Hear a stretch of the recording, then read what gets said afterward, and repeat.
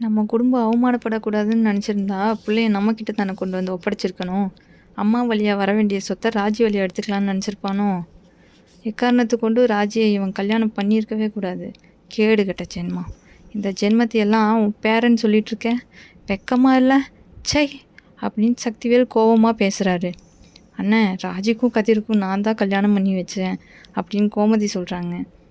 ஓ, அப்போ நீ தான் இது அத்தனைக்கும் காரணமா அப்படின்னு சொல்லிட்டு சாப்பாட்டு இலையை தூக்கி போட்டு எந்திரிக்கிறாரு சக்திவேல்.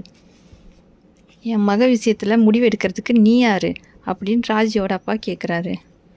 தள்ளு, மொத்தமாக உன் குடும்பத்தை தலைமுழுகிட்டு போகிறோன்னு சொல்லிட்டு சக்திவேலும் முத்துவேலும் கோபமாக போகிறாங்க. ராஜிக்கும் கதிருக்கும் கோமதி தான் கல்யாணம் பண்ணி வச்சாங்கன்னு தெரிஞ்ச பாண்டியன் ஷாக்காகி கோபமாக நிற்கிறாரு.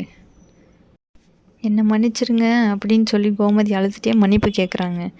புருஷன் பொண்டாட்டிக்குள்ளே நம்பிக்கை உடஞ்சதுன்னா உடஞ்சது தான், கண்ணாடி மாதிரி ஒட்ட வைக்க முடியாது அப்படின்னு பாண்டியன் சொல்கிறாரு. இதில் யாரோட கோபம் நியாயமானதுன்னு மறக்காமல் கமெண்ட்டில் சொல்லுங்கள். தேங்க்ஸ் ஃபார் வாட்சிங். தொடர்ந்து சீரியல் அப்டேட் தெரிஞ்சுக்க மறக்காமல் சப்ஸ்கிரைப் பண்ணுங்கள்.